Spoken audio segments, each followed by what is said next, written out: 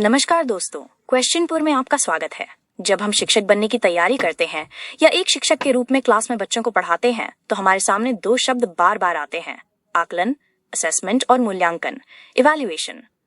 अक्सर लोग इन दोनों को एक ही समझ लेते हैं, लेकिन सीटेट, यूपीटेट और अन्य शिक्षक परीक्षाओं में यहाँ से ऐसे घुमावदार सवाल आते हैं कि अच्छे कंफ्यूज हो जाते हैं। आज के इस वीडियो को देखने के बाद आपका ये कंफ्यूजन हमेशा हमेशा के लिए दूर हो जाएगा। आज हम आसान शब्दों में इनके अर्थ, परिभाषाएं, स्वरूप और सबसे महत्वपूर्ण अधिगम का आकलन और अधिगम के लिए आकलन के बीच का अंतर समझेंगे। तो वीडियो को बिना स्किप किए अंत तक जरूर देखिएगा। आकलन एवं मूल्यांकन, अर्थ, परिभाषाएं एवं स्वरूप, assessment and evaluation, meaning, definitions and nature. विद्यार्थियों को निर्धारित शिक्षण, अधिगम उद्देश्यों की पूर्ति के लिए कक्षा शिक्षण तथा अन्य गतिविधियों के माध्यम से अपेक्षित अधिगम अनुभव प्रदान करने का कार्य दिया जाता है और इस कार्य के लिए शिक्षकों द्वारा विविध प्रकार की विधियों तथा तकनीकों का उपयोग किया जाता है तथा विद्यार्थियों द्वारा इन्हें अर्जित करने हेतु अपनी ओर से विशेष प्रयास किए जाते हैं। उनका ये प्रयास कितना सार्थक रहा तथा उन्होंने किस प्रकार की शैक्षिक उपलब्धि या निष्पत्ति का प्रदर्शन किया, इसका उचित आंकलन करने हेतु विभिन्न प्रकार की परीक्षण, परीक्षा, मापन तथा मूल्यांकन तरीकों का उपयोग किया जाता है। इस तरह जब हम विद्यार्थियों की किसी भी प्रकार की उपलब्धि या निष्पत्ति स्तर की जांच या आंकलन की बात करते हैं तो इस कार्य हेतु हमसे जो भी बन पड़ता है वो सभी कुछ करने का सभी ओर से प्रयत्न करते हैं ताकि जांच या आंकलन में कोई कमी न रह जाए। इस आंकलन से केवल विद्यार्थियों की अधिगम क्षमता या प्रयासों का ही पता नहीं चलता, बल्कि शिक्षण अधिगम प्रक्रिया से जुड़ी सभी बातों का आंकलन यहाँ संभव होता है कि शिक्षक ने पढ़ाने में कितनी समर्थता जताई, विषय वस्तु अधिगम अनुभवों का चयन कैसा रहा तथा शिक्षण विधियों, तकनीकों का चयन एवं प्रयोग कितना सार्थक रहा आदि। इस तरह अपनी सर्वांगता तथा व्यापकता में आंकलन और मूल्यांकन शब्दों का प्रयोग एक जैसे अर्थों की अभिव्यक्ति करता हुआ प्रतीत होता है। आंकलन की अवधारणा, कॉन्सेप्ट ऑफ असेसमेंट। आंकलन की प्रकृति अनौपचारिक होती है। यह अभौतिक राशि को अंक प्रदान करने की प्रक्रिया है। इससे आशय विकास के किसी गुणधर्म या पहलू का आकलन करने से है। यद्यपि मापन की तरह आंकलन में भी अंक प्रदान किए जाते हैं, लेकिन ये अंक ऐसी राशियों को प्रदान किए जाते हैं जिनका भौतिक रूप में अस्तित्व नहीं होता है। अतः अंक प्रदान करने के पश्चात भी उन अभौतिक राशियों के बारे में संपूर्ण सूचना प्राप्त नहीं होती है। जैसे रीना को गणित विषय में 65 अंक प्राप्त हुए हैं, नीलम ने सामाजिक विज्ञान विषय में 78 अंक प्राप्त किए हैं। विद्यार्थियों की उपलब्धि को ज्ञात करते समय अध्यापक द्वारा किसी मानक के विरुद्ध मूल्य निर्णय करना आकलन कहलाता है। आकलन का अर्थ एवं परिभाषाएं, meaning and definitions of assessment. आकलन का अर्थ है सूचनाओं को एकत्रित करने की प्रक्रिया। विद्यार्थियों के संदर्भ में किसी विषय के बारे में निर्णय प्रदान करना आकलन कहलाता है। आकलन की प्रक्रिया में प्रदत्त कार्य निष्पत्ति परीक्षण, असाइनमेंट परफॉर्मेंस टेस्ट का प्रयोग किया जा सकता है। आकलन में छात्रों को बिना अंक अथवा ग्रेडिंग के फीडबैक दिया जाता है ताकि शैक्षिक उद्देश्यों की प्राप्ति में अंतिम मूल्यांकन के पूर्व सुधार संभव हो सके। हुबा एवं फ्रीड के अनुसार आकलन सूचना संग्रहण तथा उस पर विचार विमर्श की प्रक्रिया है, जिन्हें हम विभिन्न माध्यमों से प्राप्त कर ये समझा सकते हैं कि विद्यार्थी क्या जानता है, समझता है, अपने शैक्षिक अनुभवों से प्राप्त ज्ञान को परिणाम के रूप में व्यक्त कर सकता है, जिसके द्वारा छात्र अधिगम में वृद्धि होती है। Assessment is the process of gathering and discussing information from multiple and diverse sources in order to develop a deep understanding of what students know, understand, can do with their knowledge as a result of their educational experiences. The process culminates when assessment results are used to improve subsequent learning. Huba and Fried. Irwin के अनुसार आकलन छात्रों के अधिगम एवं विकास के व्यवस्थित आधार का अनुमान है। ये किसी भी वस्तु को परिभाषित कर चयन, रचना, संग्रहण, विश्लेषण, व्याख्या तथा सूचनाओं का उपयुक्त प्रयोग कर छात्र विकास तथा अधिगम को बढ़ाने की प्रक्रिया है। Assessment is the systematic basis for making inferences about the learning and development of students. It is the process of defining, selecting, designing, collecting, analyzing, interpreting, and using information to increase students' learning and development. Irwin, आकलन का स्वरूप, nature of assessment. आकलन द्वारा ये ज्ञात किया जाता है कि बालक ने शिक्षण के अंत में सही मायने में क्या क्या सीखा है। एक अच्छे आकलन में 5 गुणों का होना आवश्यक है और शिक्षक को छात्रों का आकलन करने से पूर्व ये ज्ञात कर लेना चाहिए कि आकलन इन गुणों को पूरा कर रहे हों। आकलन का ये स्वरूप निम्नांकित है। 1. विश्वसनीयता, रिलायबिलिटी। किसी भी आकलन का ये सबसे पहला एवं महत्वपूर्ण गुण है। आकलन किसी भी समय या परिस्थिति में किया जाए, किंतु उसका परिणाम सदैव समान होना चाहिए, तभी वो विश्वसनीय कहलाएगा। विश्वसनीय सामग्री वही है जिसमें एक स्तर के विद्यार्थी पुनः पुनः परीक्षा में लगभग एक समान उत्तर देते हैं। शिक्षक किसी भी योग्यता का हो, आंकलन प्रायः एक ही समान होना चाहिए। अगर शिक्षक द्वारा एक ही आंकलन हेतु अलग अलग अंक प्रदान किया जा रहा है तो ऐसा आंकलन विश्वसनीय नहीं कहलाता है। 2. वैधता, वैलिडिटी। वैध आंकलन वही होता है जो वास्तव में उन्हीं उद्देश्यों का आंकलन करे जिस उद्देश्य से उसका निर्माण किया गया है, लेकिन प्रायः शिक्षक ऐसे प्रश्नों को बच्चों से पूछने लगते हैं जो प्रामाणिक नहीं होते हैं। उदाहरणार्थ, यदि छात्रों की कुछ बिंदुओं को याद करने की शक्ति को जांचने हेतु प्रश्न बनाना है, किंतु ऐसे प्रश्न बना दिए जाएं जो उनकी तर्क शक्ति को जांचें। 3. मानकीकरण, स्टैंडर्डाइजेशन।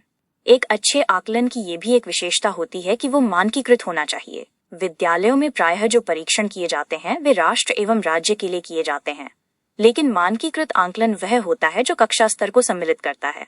मानकीकरण किस सीमा तक आंकलन एवं मूल्यांकन प्रशासन प्रक्रियाओं में समान है को निरूपित करता है और प्रत्येक विद्यार्थी का आंकलन का प्राप्तांक समान होना चाहिए।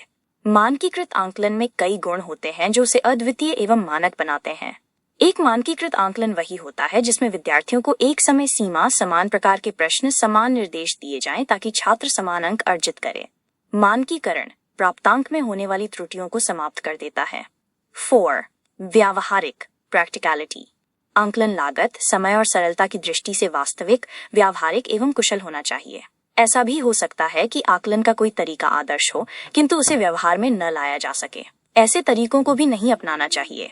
उदाहरणार्थ, विद्यार्थियों को अभ्यास की परीक्षा में सभी विद्यार्थियों को एक प्रयोग के स्थान पर अलग अलग प्रयोग देना अधिक सुविधाजनक एवं व्यावहारिक है, क्योंकि सबसे एक प्रयोग करवाने हेतु एक प्रकार के अनेक यंत्र उपलब्ध करवाने होंगे। हो सकता है ये संभव न हो। 5. उपयोगिता, यूटिलिटी। आंकलन विद्यार्थियों के लिए उपयोगी भी होना चाहिए। आंकलन से प्राप्त परिणामों को छात्रों को बता देना चाहिए जिससे वे उन कमियों को सुधार सकें। आंकलन द्वारा ही इसका पता लग सकता है कि किस दिशा में सुधार करना है।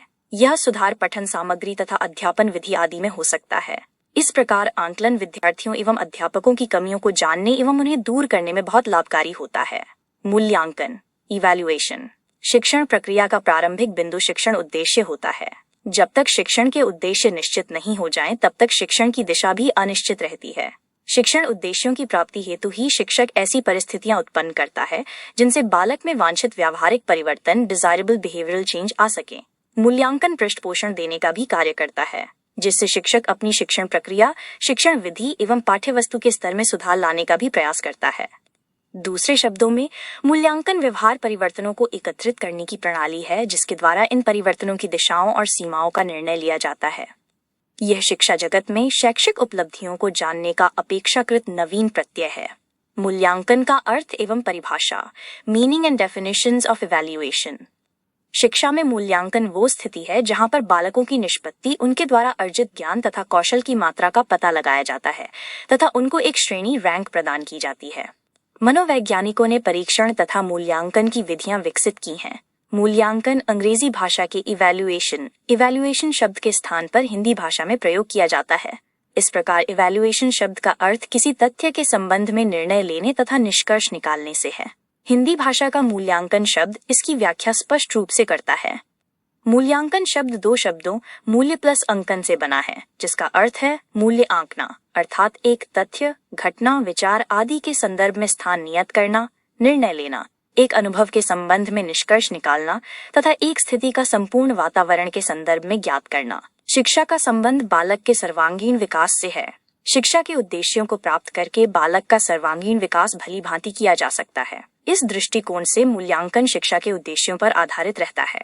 मापन द्वारा विभिन्न गुणों, योग्यताओं या विशेषताओं की परिमाण के बारे में जानकारी प्राप्त होती है कि अमुक विद्यार्थी ने 100 में से 80 अंक प्राप्त किए हैं, परंतु 100 में से 80 अंक प्राप्त करना ही पर्याप्त नहीं होता है।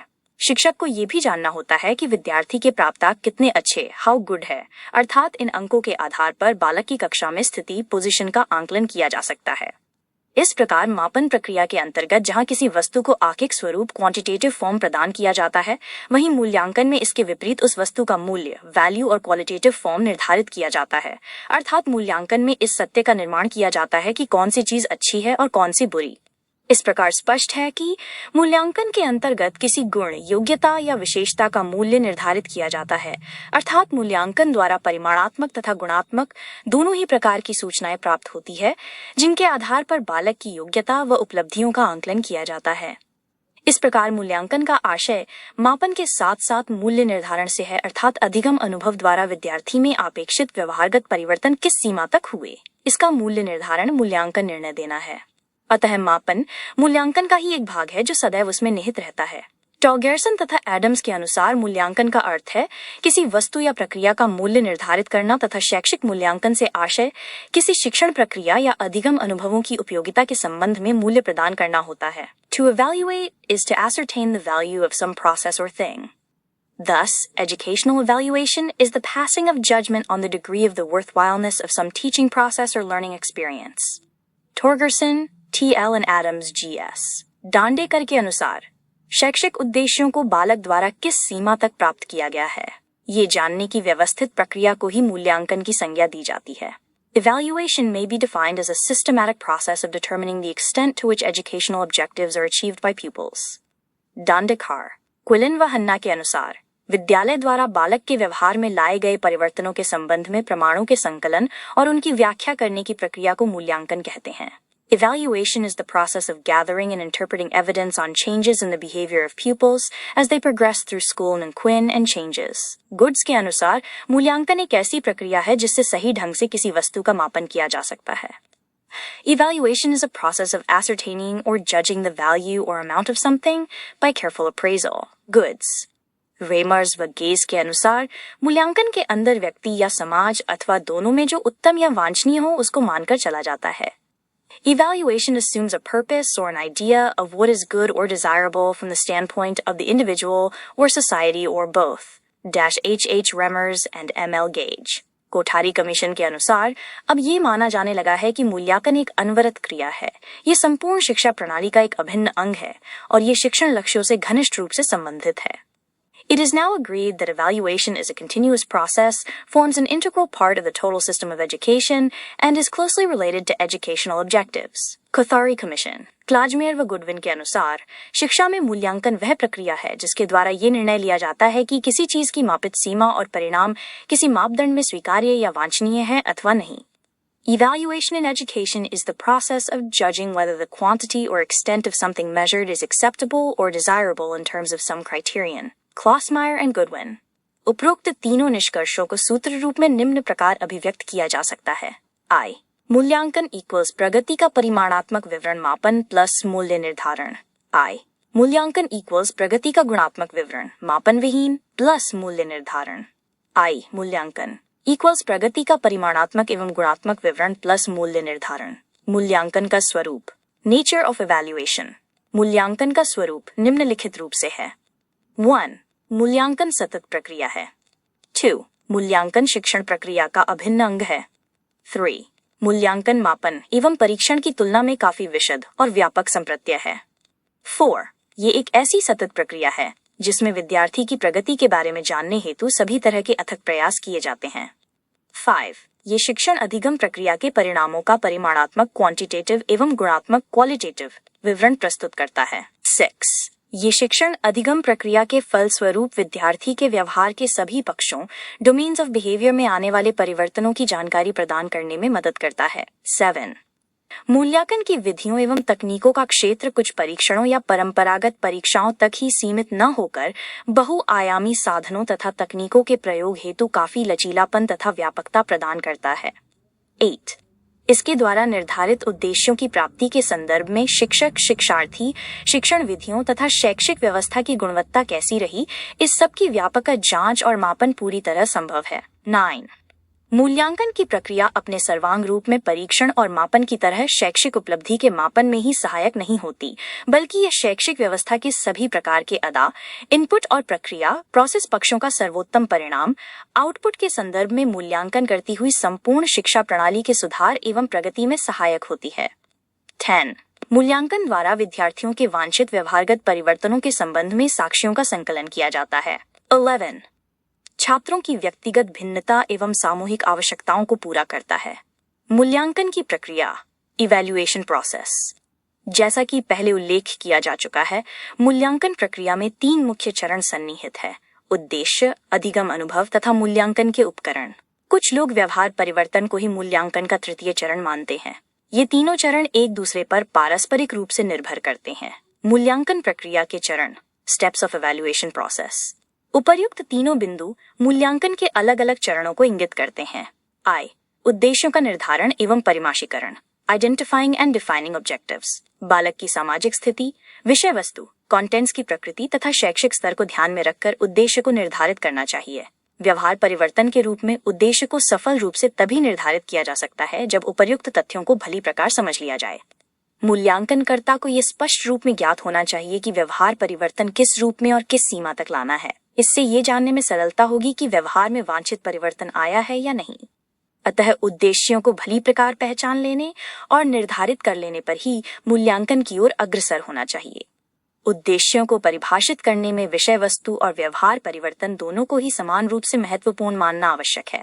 इकन्नी अधिगम अनुभव की योजना बनाना, प्लानिंग द लर्निंग एक्सपीरियंसेस। एक बार उद्देश्यों को पहचान लेने और उनका निर्धारण कर लेने के पश्चात अधिगम अनुभव की ओर ध्यान देना चाहिए। अधिगम अनुभव से तात्पर्य एक ऐसी परिस्थिति का निर्माण करना है जिसमें बालक वांछित क्रिया कर सके, अर्थात वह उद्देश्यों के अनुरूप प्रतिक्रियाएं व्यक्त कर सके। एक उद्देश्य की पूर्ति के लिए अनेक अनुभवों की योजना तैयार करनी पड़ती है। योजना निर्माण के समय बालक की आयु, लिंग, परिवेश, सामाजिक पृष्ठभूमि आदि प्रासंगिक चरों का ध्यान अवश्य रखना चाहिए। इन्हीं के आधार पर शिक्षण सामग्री, शिक्षण विधि, साधन व माध्यम की व्यवस्था की जानी चाहिए। OI. विभिन्न उपकरणों के माध्यम से साक्ष्यां प्रदान करना, providing evidence through various tools of evaluation. उद्देश्य एवं अधिगम अनुभव की योजना तैयार हो जाने पर मूल्यांकनकर्ता को उपयुक्त उपकरण के चयन अथवा विकास की ओर प्रयत्न करना चाहिए। इन उपकरणों का प्रयोग कर साक्ष्यां एकत्रित करें। इन साक्ष्यों के आधार पर व्यवहार परिवर्तन का मूल्यांकन करना चाहिए। IV. व्यवहार परिवर्तन के क्षेत्र, areas of change in behaviour. बालक के जीवन में आने वाले व्यवहार परिवर्तन मूल्यांकन के फलस्वरूप ही होते हैं।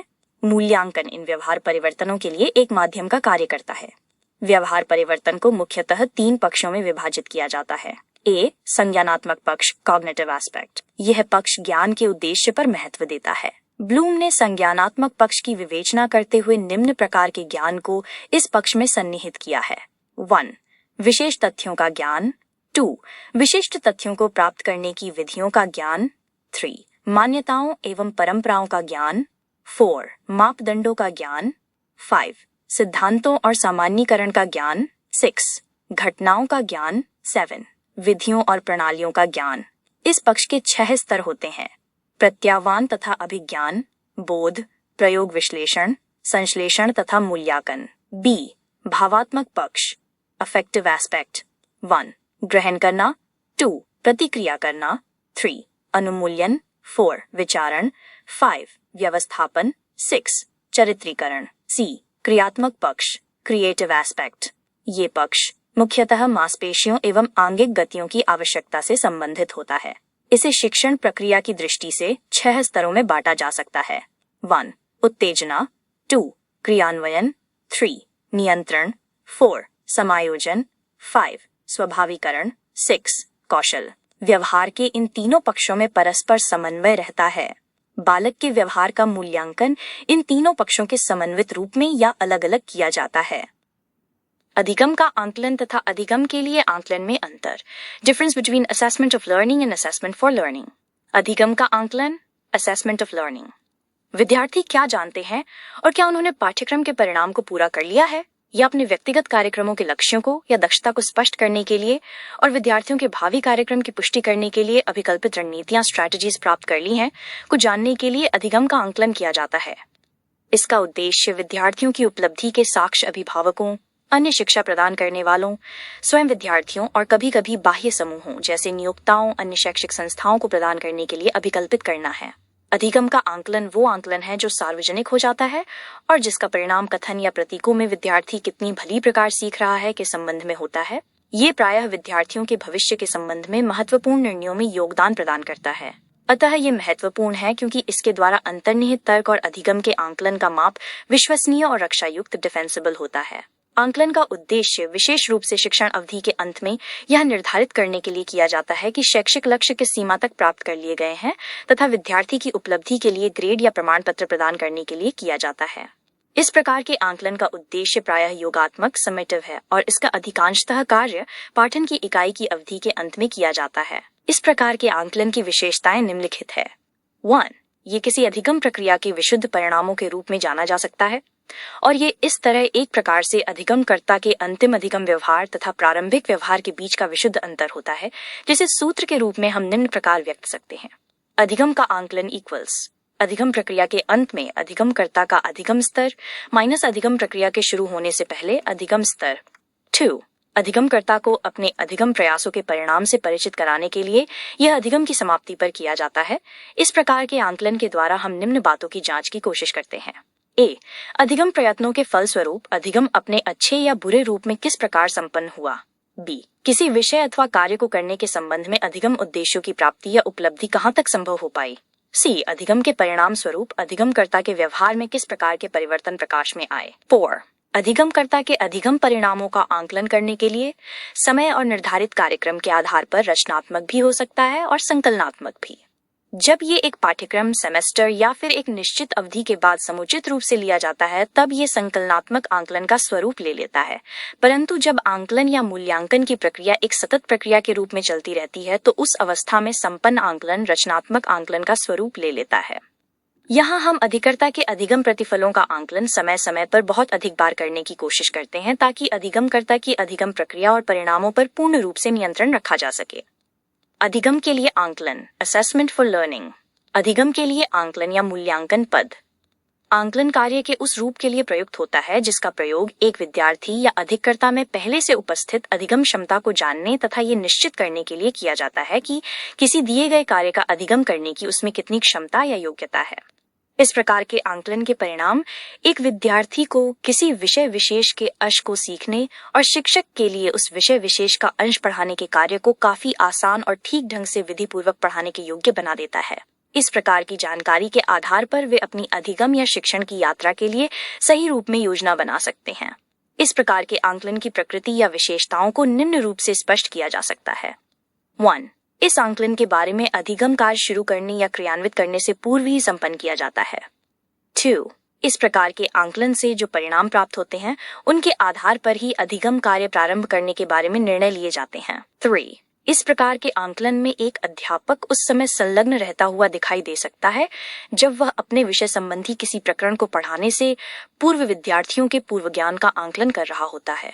उस विषय से संबंधित बालकों को जिस प्रकार की जानकारी और पूर्व ज्ञान होता है, उसी के परिप्रेक्ष्य में वह अपने पाठ पढ़ाने से संबंधित विधियों और प्रस्तुतिकरण करने के ढंग की योजना बनाता है। इस तरह अध्यापकों के द्वारा अपना पाठ पढ़ाने के समय पूर्व ज्ञान की जो परीक्षा ली जाती है, वह अधिगम के लिए किया जाने वाला आंकलन ही है। 4. विभिन्न परीक्षणों और मापकों जैसे IQ, EQ परीक्षण, अभिवृत्ति परीक्षण, रुचि अनुसूची, व्यक्तित्व अनुसूची, स्वभाव तथा मूड की पहचान आदि के द्वारा विद्यार्थियों के बारे में जो पृष्ठपोषण मिलता है, वह अधिगम के लिए आंकलन के रूप में एक प्रभावशाली अदा इनपुट का कार्य करता है। एक विशेष प्रकार के अधिगमकर्ता के लिए किस प्रकार का अधिगम उचित रहेगा, इन बातों का निर्णय इस प्रकार के अधिगम के लिए आकलन से प्राप्त पृष्ठपोषण की सहायता से ठीक प्रकार से किया जा सकता है। इस प्रकार की प्रतिपुष्टि के प्रकाश में अधिगम प्रक्रिया के संचालन के लिए अपनाई जाने वाली विधियों, प्रयुक्त की जाने वाली सहायक सामग्री आदि के बारे में निर्णय लिए जा सकते हैं। 5. जिसे निदानात्मक आंकलन या परीक्षण कहा जाता है, वो अपने आप में अधिगम के लिए प्रयुक्त आंकलन और मूल्यांकन ही है। इस प्रकार के आंकलन और परीक्षण के द्वारा हम अधिगमकर्ता की अधिगम कठिनाइयों तथा अधिगम संबंधी कमजोरियों अथवा अच्छाइयों का पता लगाने का प्रयत्न करते हैं, जिनका संबंध किसी विषय विशेष के प्रकरण के अधिगम अथवा कार्य को सीखने से होता है। इस प्रकार के निदान से हमें जो प्रतिपुष्टि प्राप्त होती है, उसी की मदद से हमें उपचारात्मक कदम उठाने संबंधी निर्णय लेने में आसानी रहती है, ताकि अधिगमकर्ता की अधिगम कठिनाइयों का निवारण किया जा सके। अधिगम मार्ग में आने वाली इन बाधाओं को पार करने से ही अधिगम का आगे का रास्ता आसान हो जाता है और इस प्रकार से निदानात्मक परीक्षण या आंकलन अधिगम के लिए आंकलन अथवा मूल्यांकन संबंधी भूमिका का अच्छा निर्वहन करता हुआ प्रतीत होता है। आंकलन एवं मूल्यांकन में अंतर, difference between assessment and evaluation. आकलन एक संवादात्मक तथा रचनात्मक प्रक्रिया है जिसके द्वारा शिक्षक को ये ज्ञात होता है कि विद्यार्थी का उचित अधिगम हो रहा है अथवा नहीं। इसका उद्देश्य निदानात्मक होता है। शैक्षिक संदर्भ में आंकलन का उद्देश्य शिक्षण अधिगम कार्यक्रम में सुधार करना, छात्रों व अध्यापक का पृष्ठपोषण पालन करना तथा छात्रों की अधिगम संबंधी कठिनाइयों को ज्ञात करना होता है। यह संपूर्ण अकादमिक अवधि के दौरान चलने वाली प्रक्रिया है। शिक्षण शास्त्र का हिस्सा है जो पढ़ने पढ़ाने के साथ चलता है। मूल्यांकन। मूल्यांकन एक योगात्मक प्रक्रिया है जिसके द्वारा किसी पूर्व निर्मित शैक्षिक पाठ्यक्रम पूर्ण करने के पश्चात छात्रों की शैक्षिक उपलब्धि ज्ञात की जाती है। इसका उद्देश्य मूल्य निर्धारण। अगर आपको ये वीडियो मददगार लगी हो और हमारे समझाने का तरीका पसंद आया हो तो वीडियो को लाइक जरूर करें और अपने साथी शिक्षक अभ्यर्थियों के साथ शेयर करना न भूलें। आपके लिए एक छोटा सा सवाल कमेंट बॉक्स के लिए। कक्षा में पाठ पढ़ाते समय शिक्षक द्वारा पूछे जाने वाले प्रश्न किसका हिस्सा है, आकलन का या मूल्यांकन का? अपना जवाब कमेंट बॉक्स में जरूर दीजिएगा। चैनल को सब्सक्राइब कर लीजिए ताकि ऐसी ही बेहतरीन वीडियोस आपको मिलती रहें। मिलते हैं अगली वीडियो में, तब तक के लिए नमस्कार। देखते रहिए क्वेश्चनपुर।